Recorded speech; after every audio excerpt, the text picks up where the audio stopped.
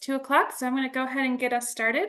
Welcome to the Texas Children in Nature Network webinar, Tips and Strategies for ADA Audits for Outdoor Recreation Assets, with Shelly Zuinga and Tanya Scheibe.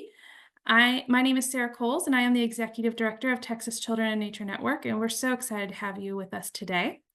We are recording our session, so thank you for joining us. To save bandwidth for all attendees and for a clean recording, we ask everyone to turn their cameras off and mute themselves during the presentation. I'll be monitoring the chat, so you can share your questions there, and I'll share them with our presenters. Please remember to keep your comments in the chat kind. Melody Alcazar is running tech for us today. Thank you, Melody. As I said, we are recording the session, and Alice will share it in a follow-up email in the coming days. If you're uncomfortable with your name showing, you can change your name to anonymous and then private message Melody with your name for our attendance. Also, if your Zoom name doesn't match the name you registered with, please change your name or let Melody know. If you are in need of a certificate and we do not have your name, we will not be able to provide that certificate. And just a reminder, if you're needing a certificate, you will need to email the address provided in the Zoom link email at the end of the workshop. I'm going to go ahead and do our land acknowledgement. Texas Children in Nature Network is headquartered in Austin, and as such, I'm on the ancestral and unceded land of the Tonkawa, Comanche, and Sana people. Our ongoing colonial presence on Indigenous lands compels us to take action now to counteract the effects of colonization. The work we do through the Texas Children in Nature Network is one small step towards that effort. I'd like to go ahead now and introduce our speakers. Shelly and Tanya are with the WT group. Welcome. Thank you so much for joining us and for sharing today. And go ahead and take it away. Thank you so much. Thank you so much, Sarah. Can everyone hear me okay? Make sure sometimes I forget to unmute. We're excited to be here. We apologize if you were expecting John McGovern. He had a very last minute and sudden change in schedule, so he asked Tanya and I to step in and cover for him. So we'd like to give you our background, so hopefully you'll feel comfortable that we have equal knowledge and to share with you today. My background is in Parks and Recreation. I started my career in the provision of services for children with disabilities in a community setting. So I have my degree in therapeutic recreation. I did that for 25 years, and then I have since then been with the WT group doing accessibility work for the last 16. So I've traveled all over the country, conducting access audits and doing training for our clients related to both Title II and Title III of the ADA and their obligation for compliance with both the physical standards for their sites and facilities, as well as programmatically. Tanya? Yep, my name is Tanya Scheibe. I'm a registered accessibility specialist. I've got a bachelor's degree in architecture. So my background related to accessibility is more from a code compliance side. But I've been working with the WT Group's accessibility practice for about 14 years, applying that knowledge to a variety of client sites and client types throughout the country, and working on everything from the access audits, what we'll talk a lot about today, to the reports that we create afterwards, transition plans, additional consulting, plan review, and many other aspects of our typical work.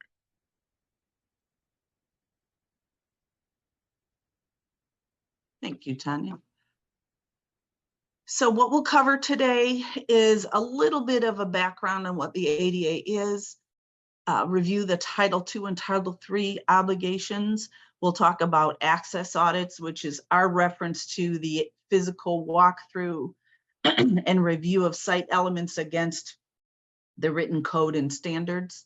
We'll talk about the standards that we use when we do that. We'll talk about preparation for audits, the tools to use, how much detail. We'll talk a little bit about advocacy, and then we'll finish with questions and some resources that will hopefully help you in the future. And please, as we go through, if you have any questions, please do put those in the chat. If it is a clarification of something that we're saying at the moment, Sarah, feel free to interrupt. Tanya and I will typically interrupt each other if we need to make a clarification. So we're happy to fill in some of the gaps or answer questions as we go. So what is the ADA? I would hope that everybody has at least heard of it at one point. It is the Americans with Disabilities Act that was enacted into law on January 26 of 1992. And it was the most sweeping civil rights act that was developed for the protection of individuals with disabilities in these different areas. Title I was related to employment. Title II is state and local government services. So city government, parks and recreation agencies, county governments, those are all Title II. Title III are privately owned places of public accommodation, restaurants, hotels, bars, things like that, where you would look for public access for goods and services. And the fourth one is telecommunications.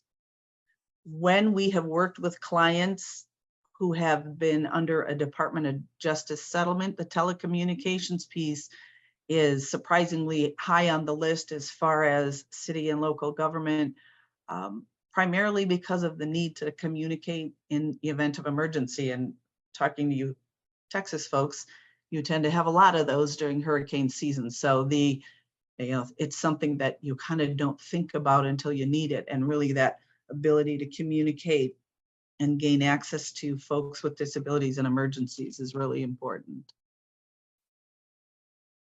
So Title II, our practice area predominantly works with Title II entities. So that's the 89,000 plus units of state and local government across the country. The Department of Justice expected that governmental entities should rise to a higher level of compliance than the Title III entities because they are tax funded and they're providing services to all within the community. There's a little higher standard that the Title II entities have to meet. The standards relate to both the design and construction of new sites. So when they're building new buildings, putting in new elements at existing sites, you have to apply the Title II and the 2010 standards. It also applies to the audit and retrofit of existing sites. So where you have existing buildings, parks, amenities, you need to look at those to see if they meet the current standards or if they don't meet the current standards. Once you've done that, you have to apply what's called the program access test. The program access test is telling you that you have to provide access to the programs of your community, of your entity. Programs are pretty broadly defined. A program is the opportunity to picnic, the opportunity to go to a board meeting and speak, the opportunity to take a swim class. When we think of programs, sometimes we have that little idea in our mind that's something you sign up for and register and go attend. Sidewalks are a program of a community. It's an opportunity provided to individuals to access goods and services or programs of a community. The last part of Title II, it requires you to engage the community in giving you feedback on what their priorities are for access to programs and services. So when we have done community engagement, we're looking for people to say, the basics are the most important: parking, routes, and restrooms, or the most heavily used site with this type of amenity should be the priority. So it's really important that the community is given an opportunity to take a look at access as it stands today in your community or in your site and give you some insight on what their preferences are. Again, they're very personal preferences most of the time. So it's not necessarily the fact that you're going to do everything that the community members are telling you, but it gives you some insight into what's important to that group or group of people so that when you're doing your planning, you can address those issues. Title III then governs the 7 million privately owned businesses and nonprofits. KOA campgrounds, YMCAs, privately owned camps, as I mentioned earlier, restaurants, hotels, bars, things like that. Again, the standards and the requirement is for any new construction and alteration, you must apply the ADA standards. The difference, though, is that the requirement for the correction or removal of those barriers is based on readily achievable barrier removal, which is a much different test for the private business owner. Sorry, I have to move my little people. So readily achievable means easily accomplishable and able to be carried out without much difficulty or expense. Because it's government, it's always very gray. That's not a very specific description, but some of the factors you can consider when determining what is readily achievable: the nature and cost of the actual renovation, the overall financial resources of the site or the sites. So many of these businesses are small businesses and they just don't have the capital to make some of these corrections. The geographic separateness of the administrative agency of that site, or the overall financial resources of the parent organization versus the resources of the individual site. Some of the examples that were given by the Department of Justice in their information as far as what they would consider readily achievable would be to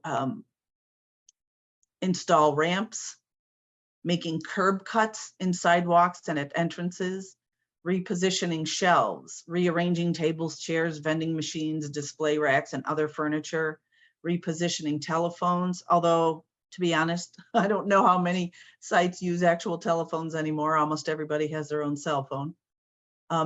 Adding raised markings on elevator control buttons, installing flashing alarm lights for those who are hearing impaired, widening doors, installing offset hinges to widen doorways, eliminating turnstiles as an entry, installing accessible door hardware, and we could talk a little bit more about that, installing grab bars in toilet stalls, rearranging toilet partitions to increase maneuvering space, insulating lavatory pipes under sinks to prevent burns, installing raised toilet seats, installing full-length bathroom mirrors, repositioning towel dispensers, creating accessible parking spaces, installing accessible paper cup dispensers at an existing inaccessible water fountain, removing high pile carpeting.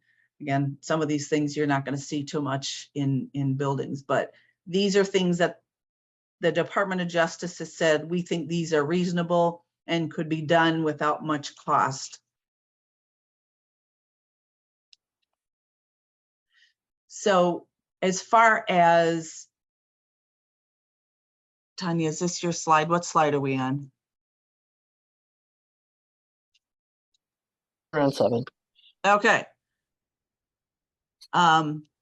So I'm going to turn it over to Tanya after this one, but this talks a little bit about what the obligations are, kind of a review.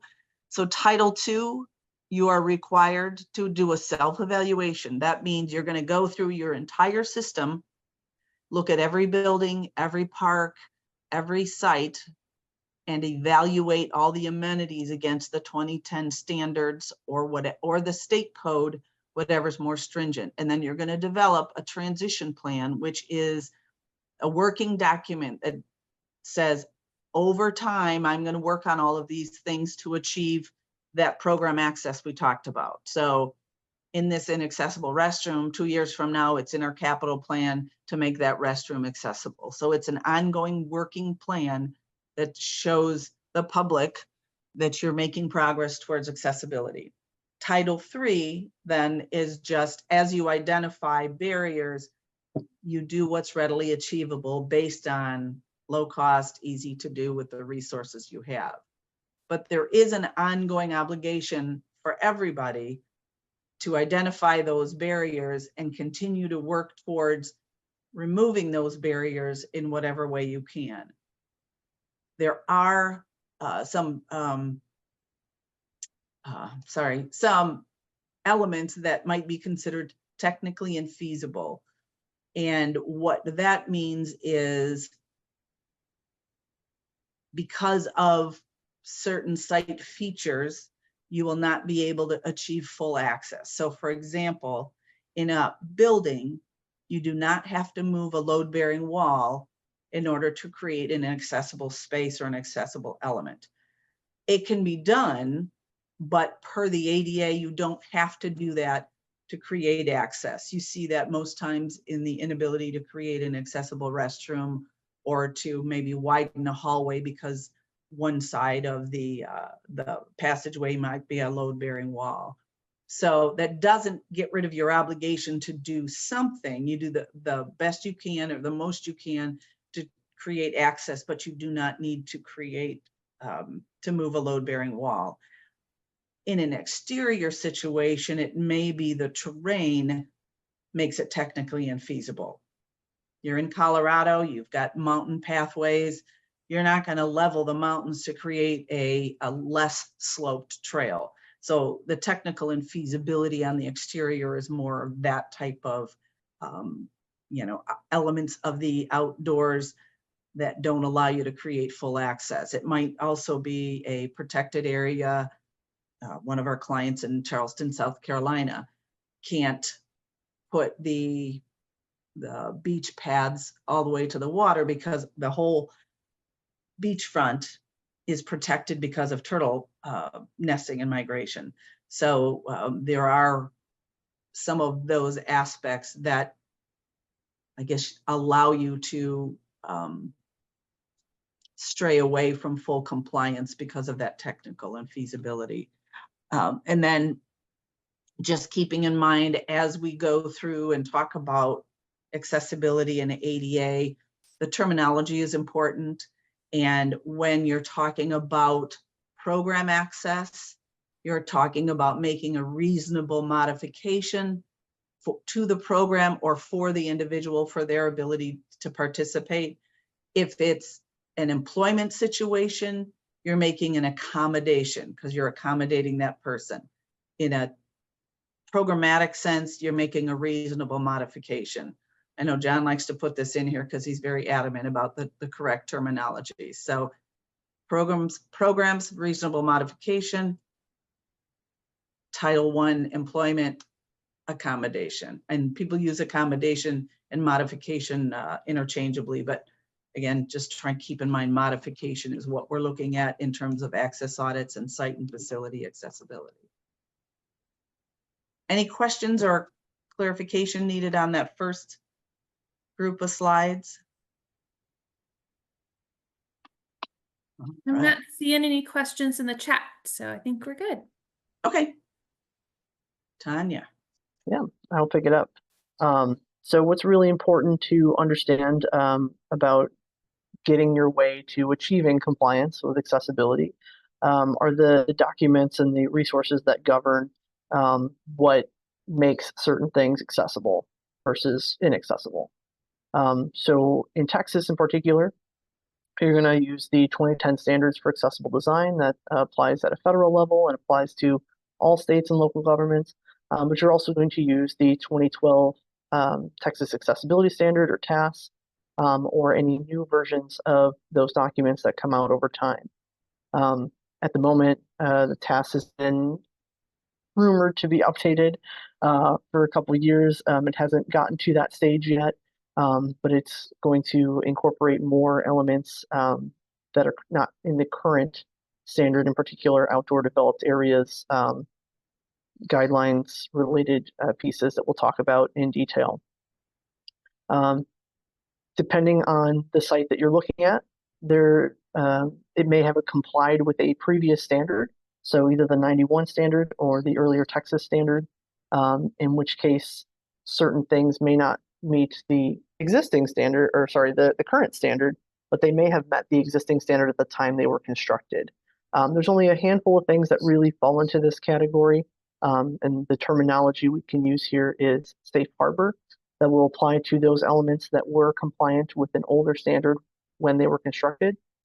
And those things are it's a short list of things mostly related to the restrooms and placement of sinks and toilets and their proximity to one another, reach ranges of certain elements, and a couple other things.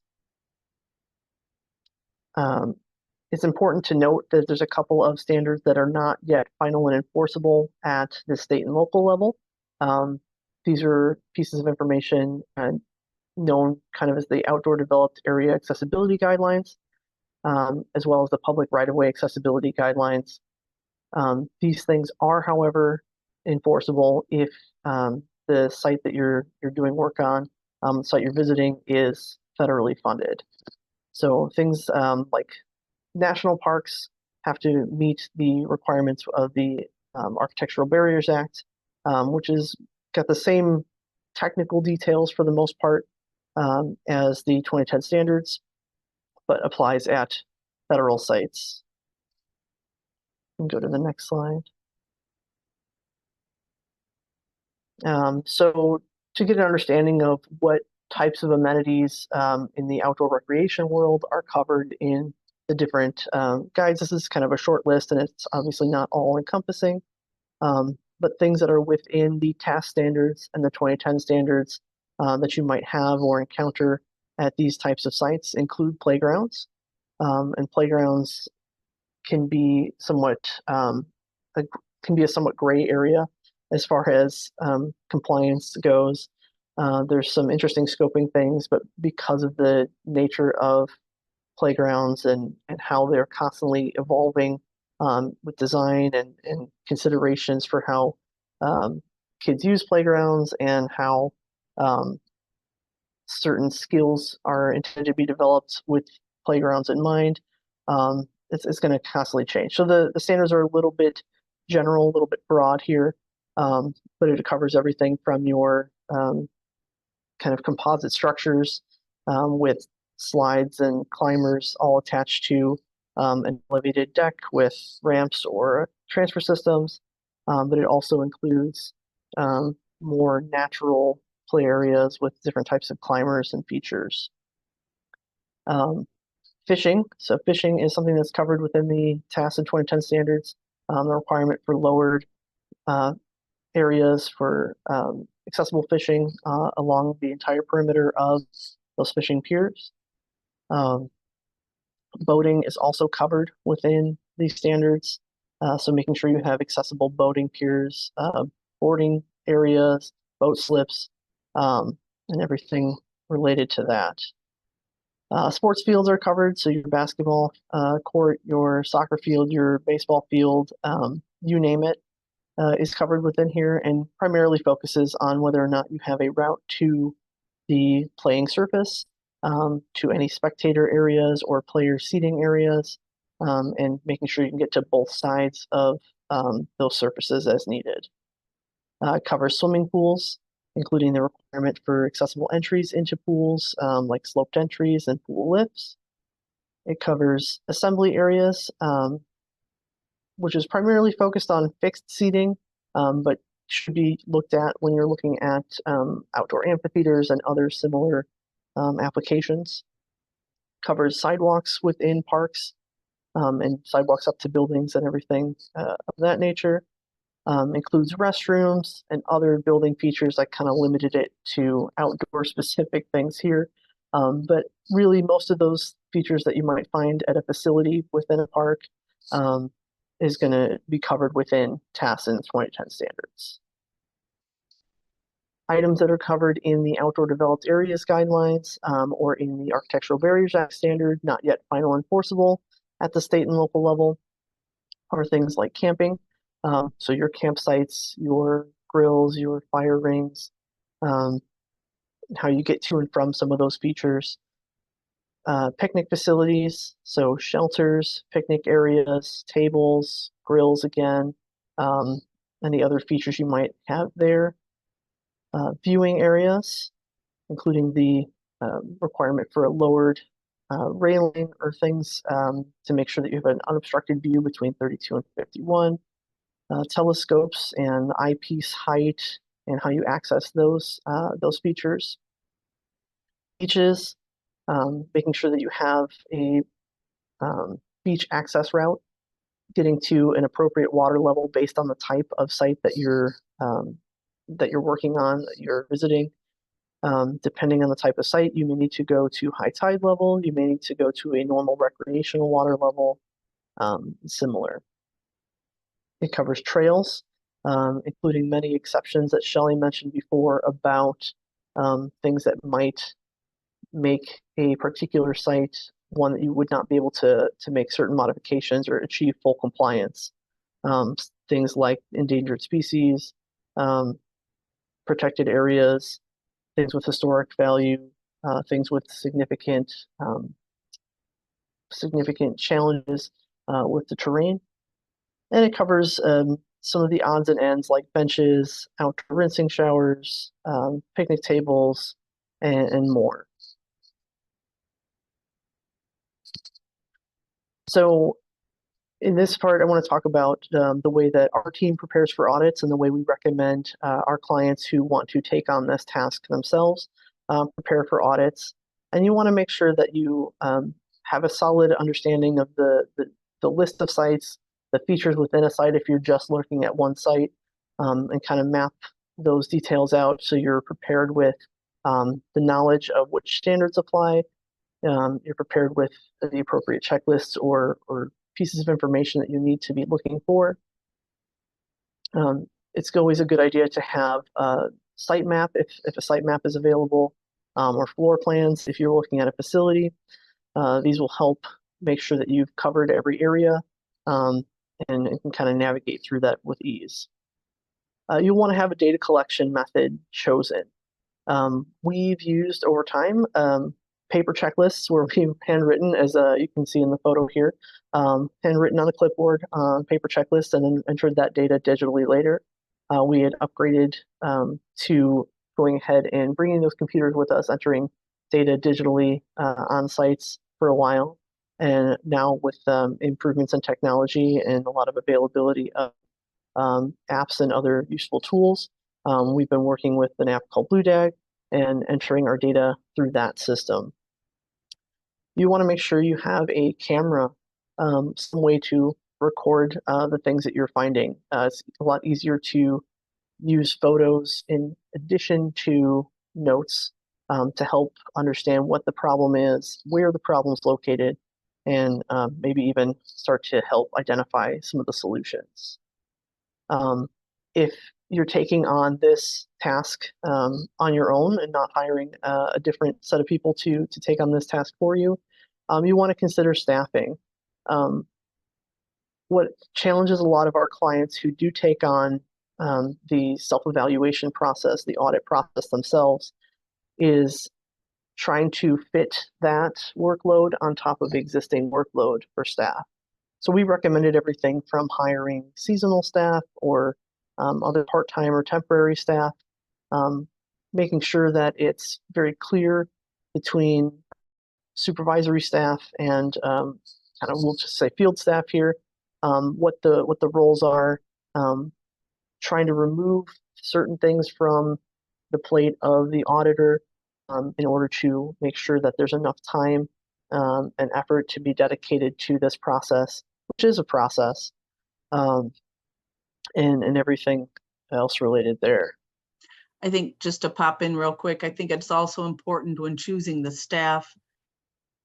Sometimes when we've had planners or architects or those who have actually built or designed the elements, there's a tendency to get a little defensive if something's found to be wrong.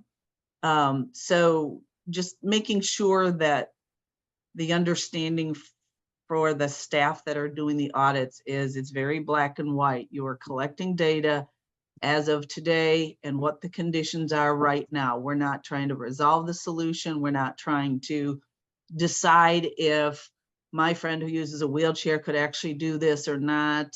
We're reading the standard, we're answering yes or no, and then we're collecting the data. We tend, I guess, in the evolution of our process, we spend a lot of time in the beginning applying our knowledge of folks with disabilities and whether we thought they could or couldn't use an element or access something based on their specific needs. And that makes the process very slow, because it's the standards are designed for the average person. They're not going to meet the needs of the lowest functioning or necessarily the highest level. It's kind of that group in the middle that they're designed for. So you need to caution yourself against choosing people who might tend to overthink the process or the system. The overthinking can happen after you collect the data, because that's when you analyze what you're going to do and how you're going to do it. But the data collection is the biggest chunk of time, and you want someone who can be efficient. Those are great points, and they're definitely things that we've encountered doing this process with clients over the years, getting them ready to do these audits for themselves. Other things to consider are scheduling. You want to make sure that you plan enough time to make sure you're visiting all of the sites that you need to visit, or viewing the entirety of the single site if it's more focused. Trying to give yourself a good window, especially because things will come up. Weather is something that you will struggle with, depending on the type of locations that you're looking at. In the outdoor recreation environment, weather is a huge factor. You want to make sure that you're planning the audits of sites for an appropriate time of year for the climate. Having done a lot of work in Texas over a couple of years, it gets a little rough to work outside in the 100+ temperatures sometimes. So you want to make sure you consider all of those pieces.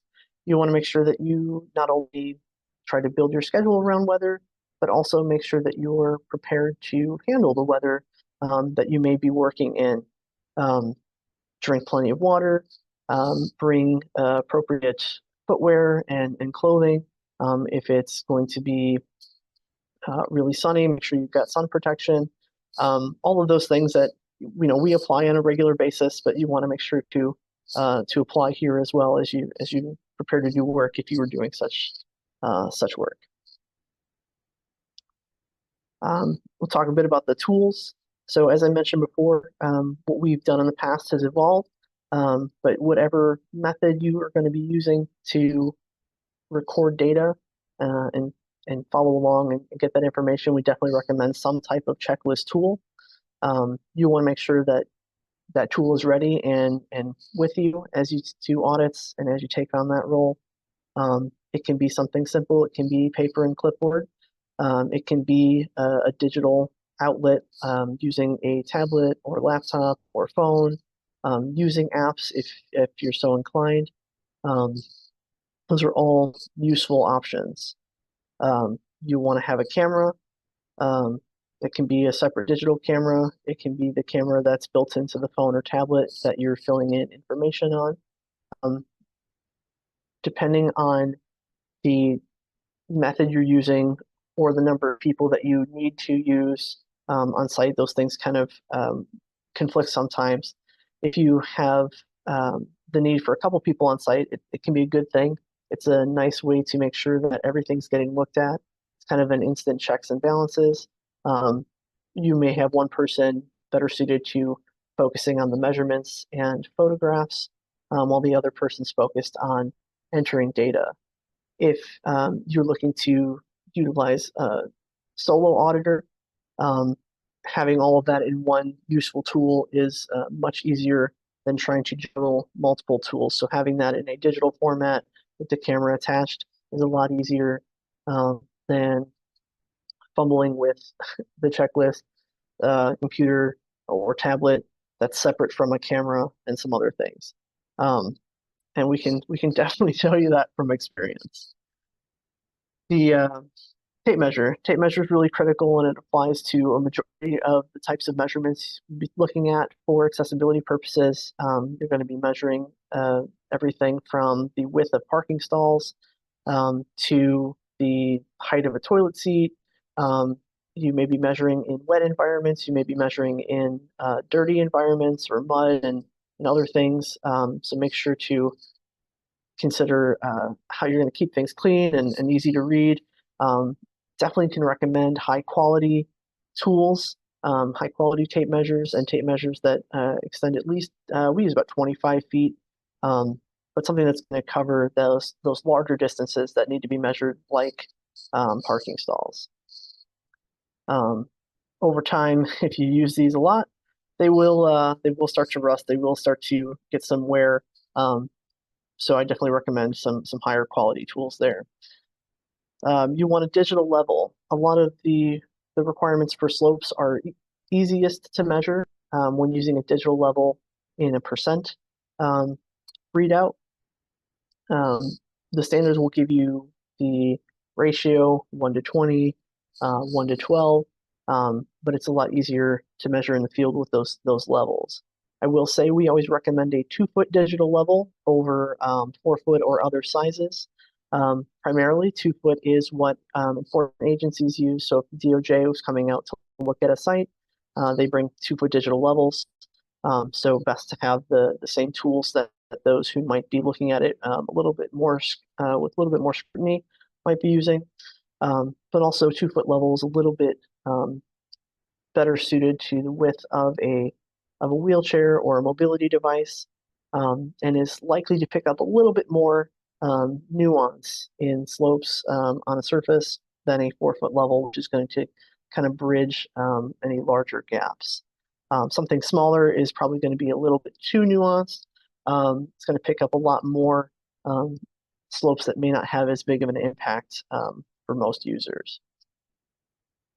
And of course, we always bring door pressure gauges, which are a useful tool for measuring obviously the door pressure, but also the operating pressure of several other elements that you might have to operate at sites. Things like faucet controls or drinking fountain push buttons and similar.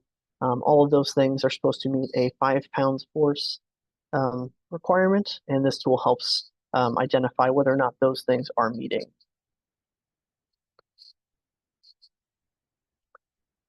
So how much detail? This is always an interesting one. It's really important that you're looking at everything on the site and that you're measuring everything. It can be easy to kind of fall into the assumption that you know, hey, this was designed and was passed by an inspector for building purposes. It's got to be completely accessible, right? And that's unfortunately just not always true. There's 3 pieces that come together to make sites accessible and to keep sites accessible. And it's kind of making sure that there's an accessible design. If something's wrong in the design stage, it's not likely to be accessible once constructed and over time. But it's possible that things are designed correctly and maybe they're installed incorrectly or constructed incorrectly, resulting in non-compliance. This happens from time to time. So as much as we want to rely heavily on those things being compliant at initial construction, they may not be. So make sure you're diligent in checking those things along the process, and definitely consider if you are actively involved in making sure that the contract work is done, doing walkthroughs and things like that, that you're looking at those things during those processes as well to help catch things before everything's paid and everybody's left the job. Sometimes both of those things are done right, and over time things get added to the site, things change, things need to get fixed or renovated, maintenance occurs, or in some cases maintenance doesn't occur, or the type of maintenance that occurs isn't aligning with what's making the site accessible anymore. For example, a lot of times staff that's doing janitorial services within restrooms or other areas, they'll relocate garbage cans, they'll relocate movable objects that now ended up somewhere where they're blocking clear floor space at a sink or blocking maneuvering clearance at the door. Just some education there can quickly improve those situations. We look frequently at playgrounds and at trails that a lot of times are made up of a more loose surface type. It's important that those surfaces are maintained to be accessible. How frequently are they maintained? What type of maintenance is being done? Is it to the level that's required to maintain accessibility in cases of things like engineered wood fiber at playgrounds? All of those things are important. So we want to make sure we're measuring each instance of things, measure all those doors, measure each one of those elements, measure those areas along the fishing piers, you name it. You want to make sure when doing audits, and what we do with our audits, to list the measurements that you have taken, in particular when something's not correct. So we'll go to a site. We may measure there may be a change in elevation, change in level on the sidewalk surface. That's maybe 2 inches. We'll take a measurement of that. We'll note that it was 2 inches specifically, instead of just noting that it was a problem. And we'll also take some photos. We always recommend taking a close-up photo so you can see that measurement against the item that you're measuring pretty clearly, as well as a reference photo that shows that that in some context. So we want to know, okay, this is not just anywhere on the sidewalk. This is close to the park entry or close to the drinking fountain. And putting thorough and clear notes and details is always helpful. Identifying those locations, for example, helps make it so that whomever may be trying to tend to that solution knows exactly where to look for that problem. I just want to, there was a couple questions in here, Tanya, that I read in the chat that I just want to address a little bit. The one was talking about, sites, this school in particular, doing things so that they only have to meet the minimum. And unfortunately, when it comes to cost of construction and use of space, a lot of times that is what happens. The standards do set the minimum, not the ceiling. So that's the minimum you have to achieve. You can absolutely go above and beyond. And there's a concept called universal design that is a little bit broader view at accessibility. They widen the doorways and everything is more that's the name, universally accessible for folks with oversized wheelchairs and things like that. So, unfortunately, that is what happens. Hopefully, when designing something, you're analyzing your user and determining, for example, at senior centers, they're not going to do the minimum number required for accessible parking stalls, because I'm going to say, I would guess at least 50% of their users probably would need those accessible stalls. So if you go to senior centers, you're probably going to see an abundance of accessible parking stalls. The other part about outdoor areas is not everything has its little section in the standards clearly defined. For example, dog parks. There is no dog park standard that tells you what makes an accessible dog park. So for some outdoor amenities, you're going to have to generalize the accessibility standards to what is present. So for example, on a hiking trail, if there's a sign in, I did some hiking on the Appalachian Trail, and there's different areas where you could sign like a guest book or a I was here type of book. Things like that. It doesn't say when you're hiking and you see this is what it should be, but that's a writing surface. So in terms of making that accessible, if someone is on an accessible trail and they want to sign into the guest book, that guest book should be on a platform or a podium no higher than 34 inches. So you're going to take what's there or what you would like to add to that site, and you're going to apply those accessibility standard to that element or a portion of those elements if you're going to do multiple of them. Dog bag dispensers, garbage cans, things like that need to be within reach range of an accessible route and at a height that I could, from a seated position or a wheeled device, I could reach and utilize that amenity. Nature play areas are hit big a few years back, and again, they're growing in terms of using natural elements to create a play space.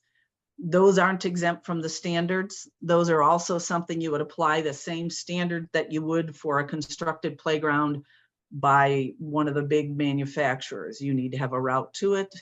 You need to have a route through it to each type of amenity or play feature.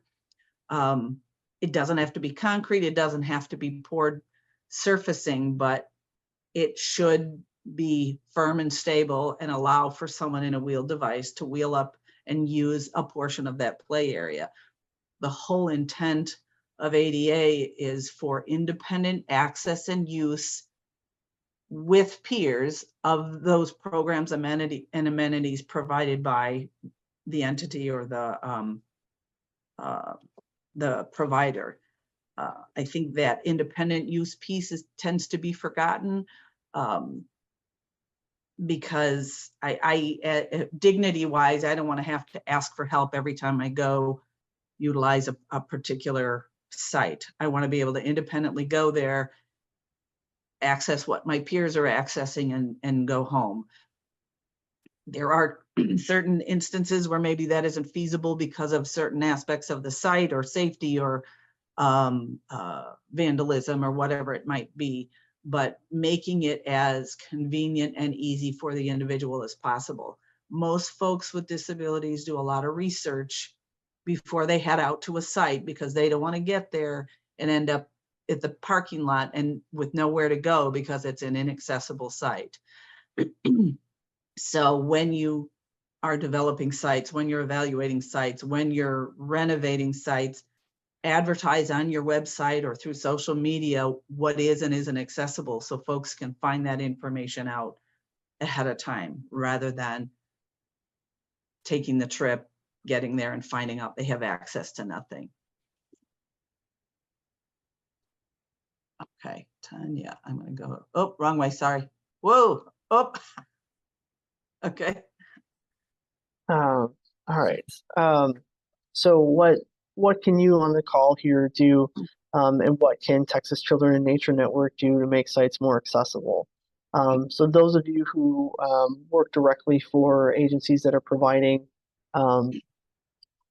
these types of outdoor experiences, you'll want to make sure that you, if you're a Title II entity, that you've done your self-evaluation and transition plan, that you have some plans towards getting more accessibility at sites. I think we jumped a slide there, Oh, Shelley. I'm sorry. I was reading a question, sorry. And so you want to do that for Title III sites. You want to make sure that you've started to identify where some of those barriers might be and work towards removing them whenever it's readily achievable. Education opportunities, making sure to stay current on what those standards and requirements are as needed, trying to help educate groups or organizations like we're doing here about accessibility and ways to make improvements and what's obligatory and what's recommended and everything else. Volunteering and working with groups and just working in general towards improvement of sites. It's great opportunities for collaboration, to provide more accessibility, to provide some education on these topics. We think about some of the opportunities that people have to volunteer in the outdoor recreation areas, things like working on trail construction, things like community playground builds and everything like that. And participation in some of those activities, participation in opportunities to provide feedback or community engagement. We talked earlier about an obligation for Title II entities as part of their transition plan process to seek feedback from the public about their preferences and priorities of accessibility. So looking into those types of opportunities. If you are at sites and are encountering challenges or concerns related to accessibility, trying to connect with the owner or operator of those sites, talking about whether or not they have a transition plan if they're a Title II, talking about your concern related to accessibility if they're a Title II or Title III, and maybe presenting discussions and opportunities for improvements there, or even how it can better suit your or your family's needs if you're a site user, and maybe meeting the minimum isn't really working, and making it an inviting and accessible place for you. Those are all ways that you can kind of continue to advocate for accessibility. I know we hit the official question slide now, and I know there's a couple questions that have come in through the chat. Yeah. Our first one is, when do you recommend hiring an RAS registered accessibility specialist other than those situation where Texas law specifically requires it? So this person probably is familiar with the process that TAS uses and the registered accessibility specialist. So TAS requires that you register projects at $50,000 cost and higher.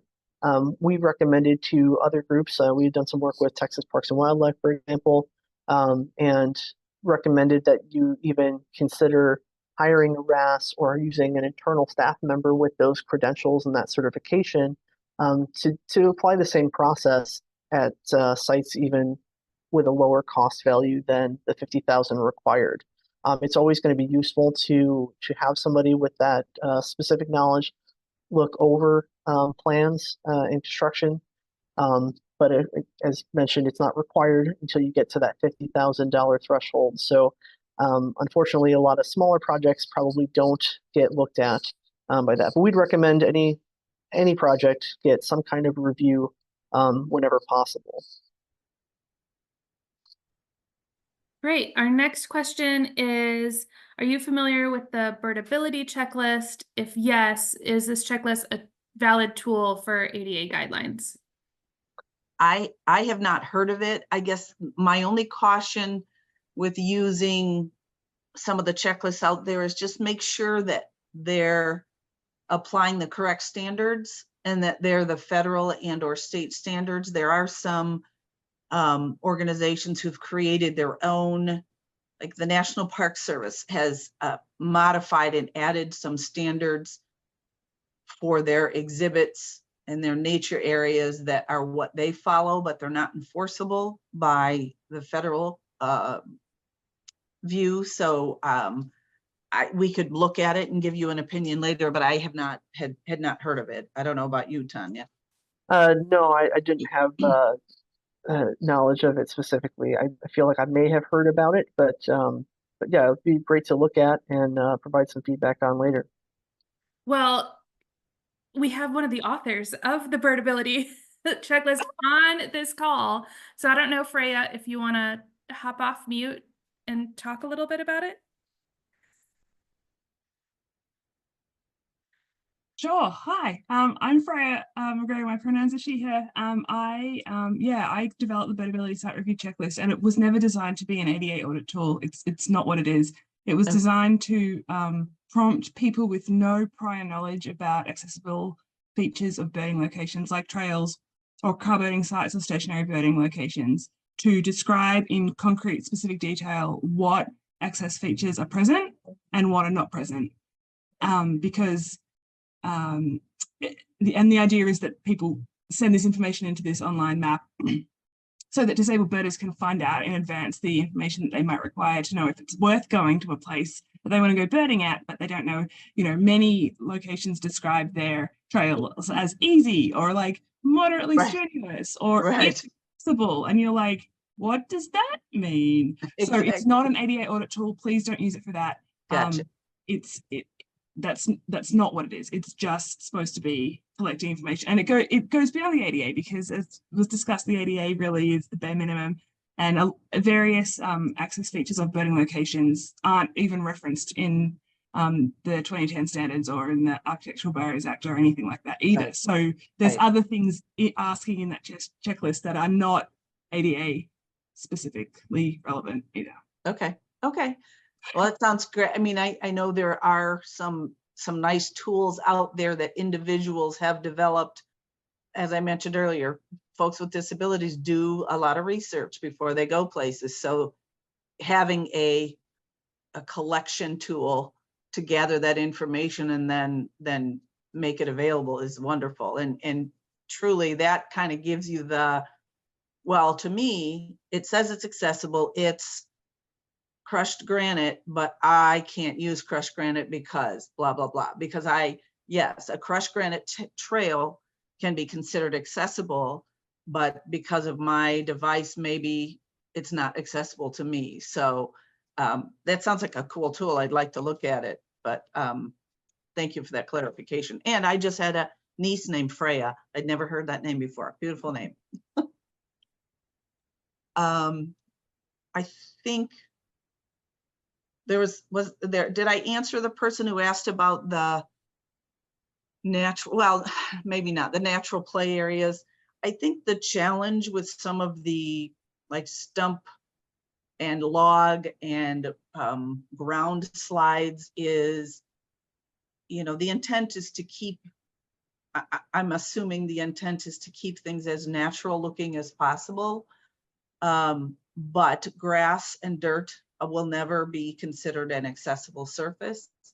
So the challenge then is to provide a route through that play area that is accessible, meaning maybe the crushed limestone, maybe engineered wood fiber, if it's maintained properly, but then having some elements that meet the height and entry heights type standards for a play area. For example, a ground level play component that is entered or climbed on must have a height of between 11 and 24 inches. So if it's too low or too high, if I'm in a wheelchair or wheeled device, technically I could not use that because it doesn't meet the height requirements. Plus it should have some sort of a grip or a handhold for me to pull myself onto that element. Having an intermediate transfer of some sort if they're climbing, if it's a log climb, and or like a half log where you crawl through it.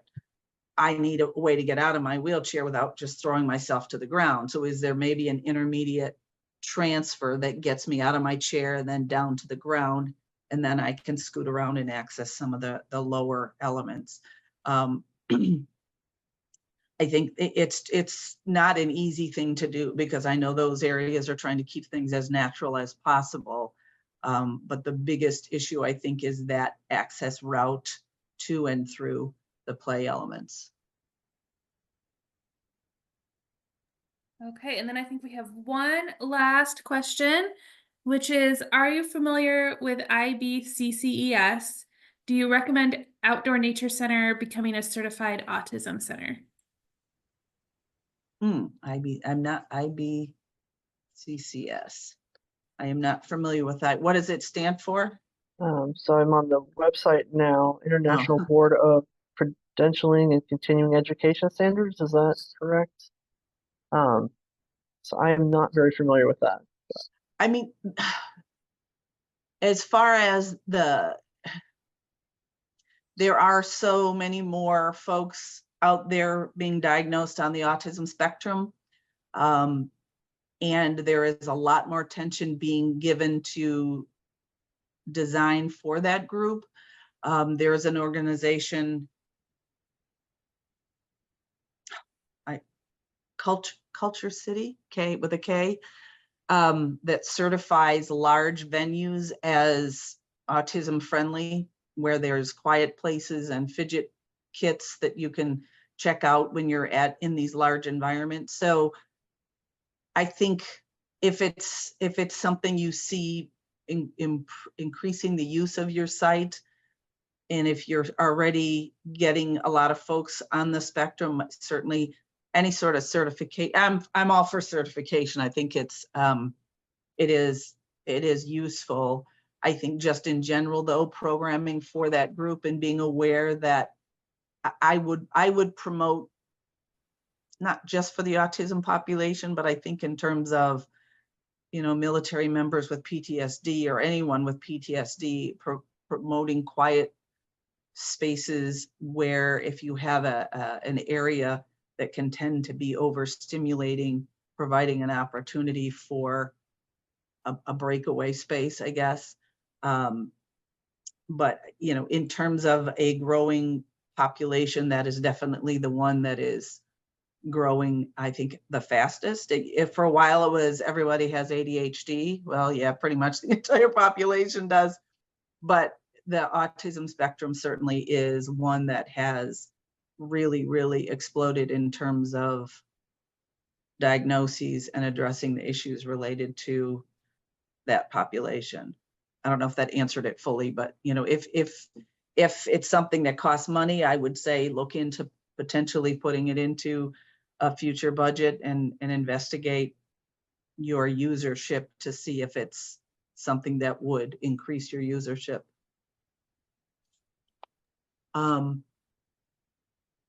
Resource-wise, you will get a copy of this PowerPoint, and these are all live links. We love to answer questions. We love to talk about what we do. So here's John McGovern is our principal in charge. He's actually in Washington talking to legislators today, which is why he couldn't come. So his email, my email, and Tani's email are all here. I didn't mention, but I am certified in California as an accessibility specialist. I was also previously certified as a therapeutic recreation specialist, and I'm an ADA coordinator. So, you know, like I said, I like certifications. Also, the Texas Department of Licensing and Regulations, those two, we've got our technical info. Also, the Access Board, oh, sorry, that's the next slide. The U.S. Access Board has a good technical advice. They weren't so good previously, but they actually are pretty good now. If you email them with a question related to the standards, they'll answer you within several days. The ADA network is another good number. And then the Department of Justice. In terms of Title II and your obligation, that's who you'll want to go to for that. Don't worry about asking a question about a existing site and that they're going to show up on your doorstep and say, oh, you got it wrong. They're good at helping answer those questions and clarify some of the legalities of the title, technical standards, and access board. And then everything else, give us a call. Thank you so much, Shelley and Tanya. Really appreciate your presentation today and stepping in to take over. I did put in the chat an evaluation, so if y'all could fill that out, that really helps us share, learn both on our end as we're planning, and then also share with our presenters as well. And then our next webinar is in August, and it's Building Relationships with Nature, Exploring a University and Course that Infuses Time in Nature to Positively Benefit Students' Well-Being. So the registration is there. And thank you so much again, Shelley and Tanya. We really appreciate it. You're welcome. It was fun. Thanks. It was a pleasure. Bye. Have a good day.